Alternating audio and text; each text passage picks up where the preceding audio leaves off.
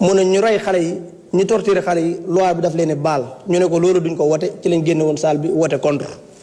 kon jàpp naa ne position bañ ci amee woon ñun position boobu lañ ci amee kon Amadou Ba numéro 1 man du ma la wooye numéro 2 numéro 1 laa lay wooye dañ lay féliciter ci sa proposition de loi bi proposition de loi la boo xamante ni sénégalais yu baax yépp ànd nañ ci ak yow sénégalais yu bëgg dëgg yépp ànd nañ ci ak yow sénégalais yi nga xam ne dëgg moo leen ñor tamit ànd nañ ci ak yow te bu soobee yàlla dinañ ko wote te damay éviter ñépp ñu bëgg dëgg ñu wote proposition de loi bi ndax jàpp naa ne kaf yi ñu kaf ci saal bi ak ree yi ñu ree ci saal bi sax mën naa ñàkk ndax 83 personnes ñoo ñàkk seen bakkan loolu nañ ci bàyyi suñu xel fii ci kaw tribune bi gis naa ci ñoo xamante ni doom mënutuñ ko am ci seen àdduna doom mënutuñ ko am gis naa ci ñoo xamante ni boo jëloon bit ci Sénégal bi yépp di leen faj mënutuñoo tane ci Sénégal ci àdduna loolu bu fekkente ni wat nañ loi bu leen jégal Sénégalais yi duñu ko baal te buñ jàkkaarloog suñu borom dinañ ko layoo il faut que ñu wan ñii fi nekk ñun ne politique jërul ñu rey benn bakkan il faut que ñu wan Sénégalais yi ne politique jërul ñu lay defloo na ko su noonu monsieur Ousmane Diagne mii wërta nekk am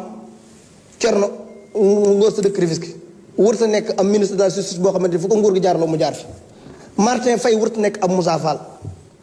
général Sambari Sine wërta nekk am Antoine ñàkk jom il faut que loolu ñu wane ko exemplarité bu mat sëkk te loolu lii tax mu mën a am mooy ñu wane exemplarité bu mat sëkk ñu teg suñu doom yi lii ñu punir leen punir bu mat sëkk kon damay wax ne monsieur le ministre Ousmane Diagne danañ la wooteel proposition de loi bi mais à partir de demain arrestation yi war naa tàmbali ñu gis ñu rey suñu rakk yi ñu punir leen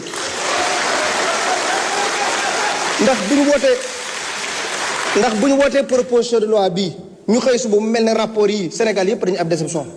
te su si Sénégal ni muy doxee man d'accorduma ci ndax nit ñi mënuñoo rey suñu xale yi rapport yi épinglé leen ñu wëlbati ko toog télé yi di saaga gor ñi loolu war naa arrêté à partir de maintenant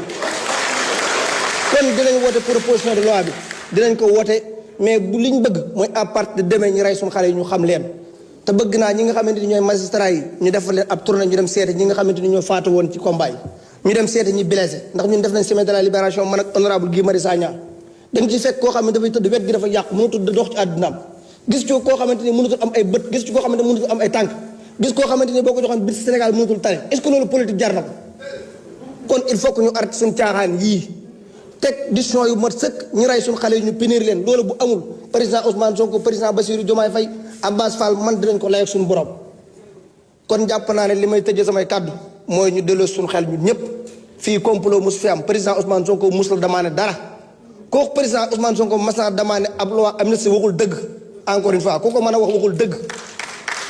yéen a def seen i jéye yéen a ñëw da ngeen koy baale Ousmane Sonko amul lu mu ci demandé ñun xam nañ lépp li ne ci biir kon li may leeral Sénégal yi mooy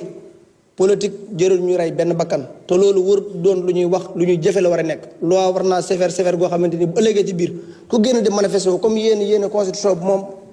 moo autorité képp ku am la naqare génn manifesté pourquoi ñuy manifesté ñu lay rey ñuy wëlbati ko waat ne it ne dañoo viser force de l'ordre yi ñooñu yoon war na leen woo monsieur le ministre kon ñoom xam nañ kan moo rey xale yi ñun ba léegi waxuñ benn force de l'ordre moo rey benn xale dañ ne dañoo fas yéene topp képp ku rey xale yi lu tax ñoom jóg ne force de l'ordre li ñu visé kon ñu koy wax war nañ leen di woolu ba xam yan force de l'ordre ñoo rey xale yi ndax ba léegi man xamu ko force de l'ordre bu rey kenn ndax gëm naa ne man force de l'ordre bu responsable police bu responsable wala gendarme bu responsable du gis am xale bu manifeste mu yëkkati bal di ko dóor loolu ay nervi lañ te ñu fi ñu doon génne sees bi ñu doon génne ak li ñu doon commandé xam nañ leen kon monsieur le ministre képp ku koy wax bu dul ab député boo xam ne loi du ko couvrir képp ku toog télévision yi di ko war nañ laa convoqué wax la ban force de l'ordre moo rey benn xale wasalaamaaleykum wa rahmatullah. Merci.